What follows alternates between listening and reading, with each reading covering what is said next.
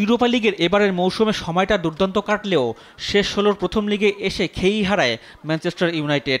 Real সোসিয়েদাদের মাঠ থেকে ১-১ গোলের কষ্টার্জিত ড্র নিয়ে ফেরে রেড ডেভিলসরা। শেষ ৮-এ খেলতে হলে এই ম্যাচে তাই জয় ছাড়া বিকল্প নেই তাদের।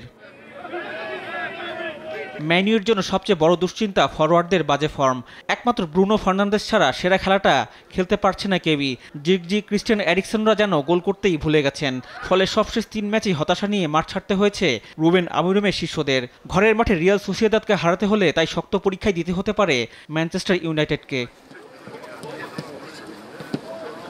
এদিকে রাত ২টায় উয়েফা কনফারেন্স লিগের শেষ ১৬ দ্বিতীয় লেগের ম্যাচে ঘরের মাঠে কোপেনহেগেনকে আতিথ্য দেবে আরেক ইংলিশ জায়ান্ট চেলসি। এর আগে প্রথম লেগের খেলায় ২-১ গোলে জেতায় অনেকটাই ফুরফুরে মেজাজে থাকবে দ্য ব্লুজরা।